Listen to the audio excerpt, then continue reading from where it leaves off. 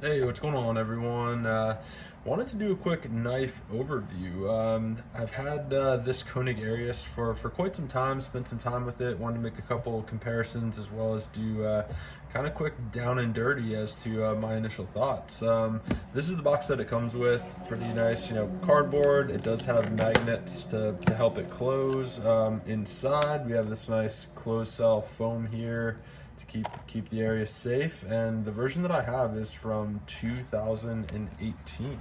The details on this knife. So this one is going to be a Generation 4 Batch 2. It features a 3.5-inch blade. It's going to be 8.5 inches overall. Closed, you are looking at 5.1 inches. The steel on this, so it is running CTS XHP in a drop point configuration. The pivot, so this knife is running on bearings. This particular version that I have is going to be this red carbon fiber show side, and I'll post a couple pictures right here because this red carbon fiber, I was a little bit hesitant at first, but again, I got this in a trade, so didn't have many choices on that front, but I'm really impressed with it. And one of the things that I noticed is looking through the pocket clip, when the light hits it right, I mean, this is a really clean carbon fiber webbing, and I think that that's really nice. It definitely exudes the high quality that this actually is. This Arius also features a titanium clip as well as a titanium clip side.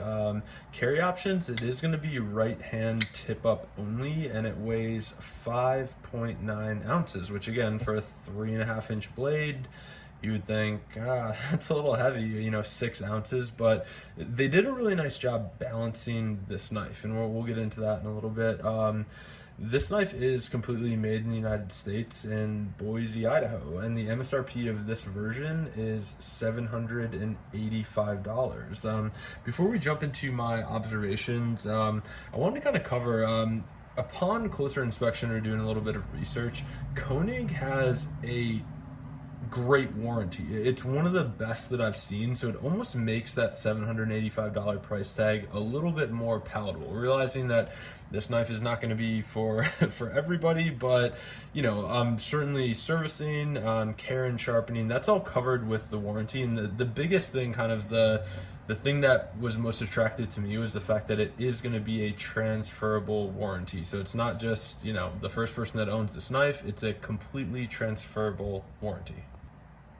All right, as far as comparisons go to the Koenig Arius, I'm only going to compare it to two different knives, but so this is how the Koenig Arius compares to a Chris Reeve small Sabenza. Looks like that. It's definitely kind of dwarfs that. And then the other knife that I have here is a Shirogorov F3 NS. Looks like that. So very, very similar. Obviously, the Koenig Arius, the blade is a lot taller, but as far as the size comparison goes, the carbon fiber, I mean, they kind of resemble each other, and we'll make a few more comparisons to this one in a little bit.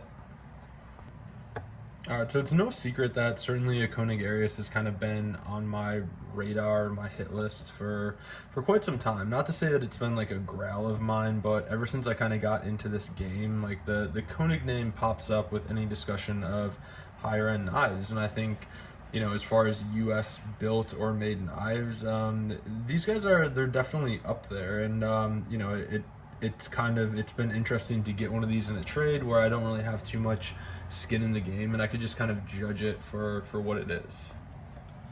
All right, my first observation that I kind of wanted to cover was I really do love the blade shape of this. So the blade itself is super wide and slicey with a really nice drop point. I do think that the fuller on this, when it's open, really keeps the lines of the knife, but we'll see a lot of like the features of this knife were done to complement this thing while it's open, which, although it's a good thing, there are a couple drawbacks. I think this fuller in and of itself, so it isn't the most comfortable, realizing that the primary means of actuating this knife is going to be the flipper tab. You can get away using the fuller to do so, but it's not as comfortable as like a Strider SMF or something of that nature. Speaking of the flipper tab, the flipper tab is okay, but in the closed configuration or using it, it's definitely most useful when the blade is open as kind of a blade guard here. And again, contrast that to Shirogorov, which it's a little bit more comfortable to actuate when it is closed. So we can compare these two right there. There's a little bit more purchase here. They actually did some jimping on the flipper tab on here, whereas this one, it's kind of backwards. You're pulling straight down, kind of like a light switch, but once it is open, it does give you a lot of purchase and makes you feel really good about choking up on this blade. So yeah, I mean, not as great as the Shirogorov, I will say, but definitely serves its purpose. The next observation that I had was the pivot, and again, this is going to be running on bearings, but I love how it is just kind of a T8 Torx pivot, and then you flip it over. They actually countersunk and keyed the opposite side. So, one of the kind of my criticalities or critical reviews of the Shirogorov was this kind of blank side, so you can't really get any mechanical advantage on it. There's nothing to stick a Torx bit or a flathead screwdriver in. I really like that this one is countersunk, so you're really only worried about this side of the pivot. The other side kind of fits into this key there, and you're good to go.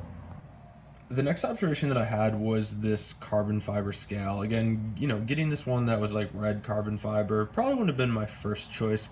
Certainly they do make full titanium versions of this, but as I've said in every one of my videos over the last couple weeks, I really do prefer to have a titanium clip side and either a G10 micarta or carbon fiber show side, and this one's no exception. I would actually venture to say that this is some of the nicer carbon fiber that I've seen on a show side. It's really well done. I love how it's contoured. It feels really good in your hand, and again, kind of it adds to the balance of the knife, and certainly give you some weight reduction there as opposed to a full titanium job.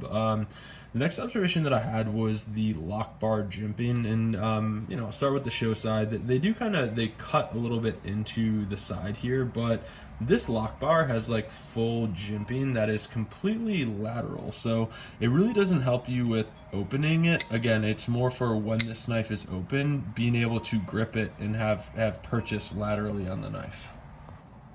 The next observation that I had for the Koenig Arius was kind of this frame, right? So the frame, realizing how it's undercut here for this like 2-finger grip to get purchase. It's very narrow. Once it's locked in, it does feel good, but I will say, like, I can't stress it enough. Like, the theme of this knife is it's open and it's great. When it is closed, that's when we run into the flipper tab could be better, certainly. The jimping on the lock bar right here could be better. They could recess it a little bit so I could have my finger in here to get more purchase on it. But once this thing is open, you can tell that like that was kind of the final form of the design of this, which is good, but it did take away from a few things. So one of the things that I noticed though is this frame kind of comes to such a narrow end here. It can be a little bit cumbersome to get in here, and it feels weird or different from my other knives. That said, once you're locked in here on the handle, you have nothing but confidence in it. It's just not a design, again, comparing it to something like this, the Shirogorov and F3NS. It's a very, very deep kind of undercut, as you can see here, like very, very deep. So another thing to take into account, something that I noticed. The next observation that I had was I really do like this milled titanium lock bar, and it certainly has a lanyard hole here, which I don't think you normally need anything except for something that you can pass a 550 cord through, but again, it really does keep the sweeping lines of the knife, and I think that's a good look. And also, instead of using barrel spacers, they'd use this backspacer to balance the knife really well. Like the center of gravity on this knife is right where you want it, and I attribute that in some part to this milled titanium backspacer for sure. The next observation that I had was this knife does not have any jimping in a traditional sense, or where you'd normally see jimping. I mean, certainly we have this jimping on the lock bar right here for purchase underneath, and then there's this, I guess you'd classify it as jimping kind of here on the backspacer, but All that they did was put a thumb ramp on here, and I have to say I didn't know how I would like it, but it's at a steep enough angle where you actually do get, you know, a really good choked up grip on this. So they did a great job with that.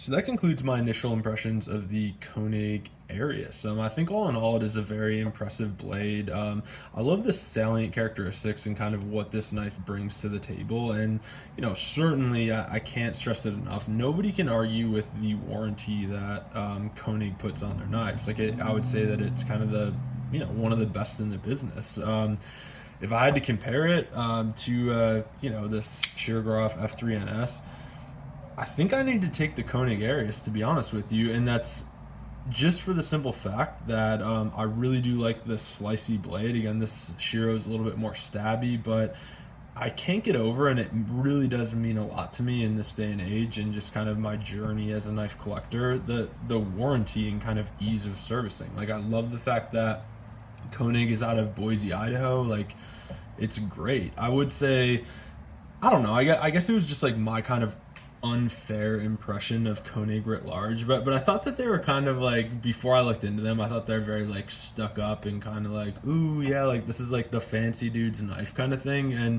you know, that was further punctuated by going on their website and reading like the description of this knife. Like, I thought that I was like reading the menu at like a French bistro kind of thing. It was like, oh, like super comfortable sweeping lines and whatever. I mean, like, I don't know, like I kind of had to put that in the, you know, put that in the rear view a little bit and just look at this knife as a whole. And I really do think, like, all around, like, I really do love this knife. And coming up, I'm going to be doing kind of, you know, the state of my collection to kind of show what I've held on to, etc. I think this is going to be one of the knives that I hold on to. I think it definitely has a permanent place in my collection, and the fact that, you know, me getting this knife, it certainly was not one of those, like, I always have to laugh, like, dudes that are normally selling Ariuses, like, they have like white gloves on and they're like, oh sir, like, please look at this specimen kind of thing. This was a user. There are some marks on it, there's some marring, and so I think if you can stomach that $785 MSRP, I would definitely trust this. I would be way more apt to use this than the Shiro for sure. Like, I mean, not to say I'm not going to be using this one, but from a totality standpoint, if you're kind of in the market for that higher end folder, you know, I think either of these knives are a great way to go, but I got to give the win to the Koenig Arius. So appreciate y'all tuning in, and we'll see you soon.